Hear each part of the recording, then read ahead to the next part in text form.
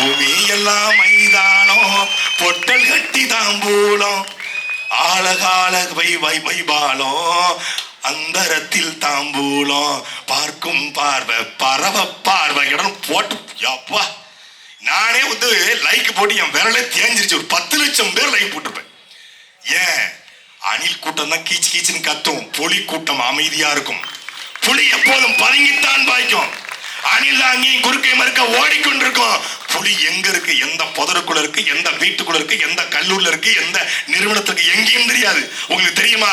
தமிழ்நாட்டு அரசியல்ல முதல் முறையாக காவல்துறை முதல் முறையா நான் பாக்குறேன். இந்த 15 வருஷமா அண்ணன் சீமானோடு பயணிக்கிறேன். 10 ஆண்டு காலமாக எல்லா தேர்தல் பிரச்சாரத்தையும் பேசிருக்கேன். முதல் முறையாக தேர்தல் ஆணையம் பறக்கும்படை பிடிக்கிறது. பறக்கும்படி அங்கே பரிசோதனை செய்து இந்த பக்கம் காவல்துறை அதிகாரி இன்ஸ்பெக்டர் எஸ்ஐ ஓடி வந்து கண்ணாடி இறக்க சொல்லி கையை உள்ள கொடுத்து கட்டியா பிடிச்சி விட்டுறாதீங்க விட்டுறாதீங்க, சீமானை எப்படியாவது சட்டசபைக்கு கூட்டுவாங்க, வெள்ளனம் நாம் மகிழ்ச்சி வெள்ளம் சொல்றான். ஒரு கட்சியின் தலைவன் கூட்டத்திற்கு காசு கொடுத்து பார்த்திருப்பீங்க.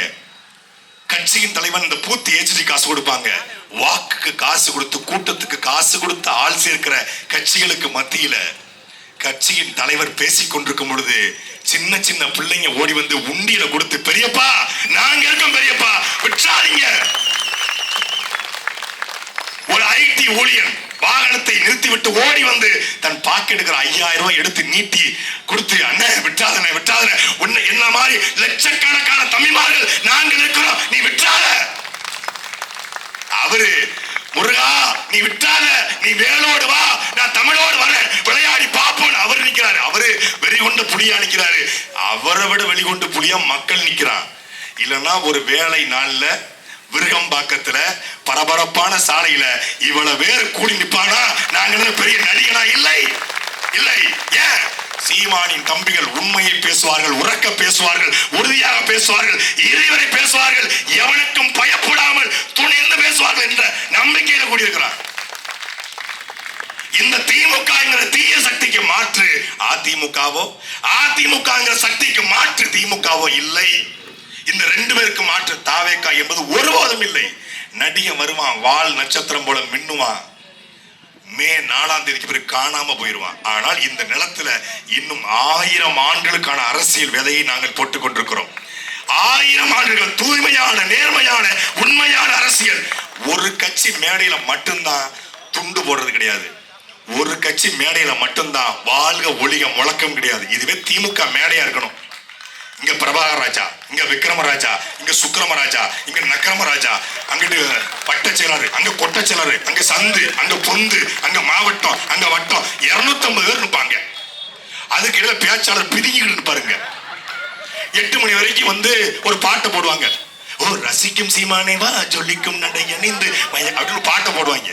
பாட்டை போட்டு ஆட விட்டு கலைஞர் மாதிரி ஒரு கட்டை போட்டு ஒருத்தன் வருவான், ஸ்டாலின் மாதிரி வந்து கையாட்டுவான். இந்த கூத்து எதுவுமே கிடையாது. ஏன்? எங்களுக்கு பேச்சாளர் பேச பத்தல, இப்பெல்லாம் கோச்சுக்கிட்டாங்க. எனக்கு நேரம் தரல, உனக்கு நேரம் தரலன்னு. ஒரு கட்சியில பேச்சாளர், ஒரு கட்சியே பேச்சாளர் கட்சி நாம ஒரு கட்சி மட்டும்தான். எங்க அண்ணன் கதிராஜன் எல்லாம் கம்மி பண்ணி பேசியிருக்காப்ல, 15 நிமிஷம் விட்டு 1.5 மணி நேரம் பேசுவாரு. ஏன்? 25 ஆண்டு காலமாக தமிழ் தேசிய அரசியலுக்காக தன்னை அர்ப்பணித்திருக்கக்கூடியவர்கள் நாம் நமக்கு பொறுப்பாளர்கள். அதற்கு மாற்று தாவேக்கா எப்படி சரியா இருக்கும்? திமுக மாற்றாக திமுக ஊழல் செய்து கரப்ஷன் பண்ணுது, கலெக்ஷன் பண்ணுது, கமிஷன் பண்ணுது. நீ திமுக வேட்பாளர் எடுத்து போட்டிருக்க. அதிமுக ஊழல் சக்தி ஜெயசிடி பிரபாகர் யாரு? அதிமுக ஊழல் சக்தி செங்கோட்டை யாரு? அதிமுக ஊழல் சக்தி இந்த திருச்சியில் நிக்கிற பொறுப்பாளர்கள் யாரு? கூப்பா கிருஷ்ணன் யாரு? 106 வேட்பாளர்களை அதிமுக திமுக களவாண்டு போட்டுட்டு இப்ப இங்க ஒரு கடை, இந்த முக்கூர் கடை இருக்கு, தேவர் கடை, ஒரு கடை, தேவர் போட்ட கடை தானே. அந்த கடையில மதியம் 2 மணிக்கு ஒரு நாய் வந்து நிற்கும். ஏன் தெரியுமா? அங்க போடுற பிரியாணில ஒரு பீஸ் கிடைக்கும் அப்படின்னு காத்திருக்கும். எப்படி இங்கத்தான் கொண்டு போடுவான்னு அந்த எச்சலைக்காக நாய் காத்திருக்கும். அது போல திமுக வேட்பாளர் அறிவிச்சு அதிமுகவும் வேட்பாளர் அறிவிச்ச பிறகு யாரெல்லாம் அதிருப்தி இருக்காங்களோ அவங்களை தூக்கலான எச்சலைக்கு காத்துக்கிற நாய் போல அதிமுக திமுக வேட்பாளர் களவாண்டு போட்டிருக்காரு விஜய்.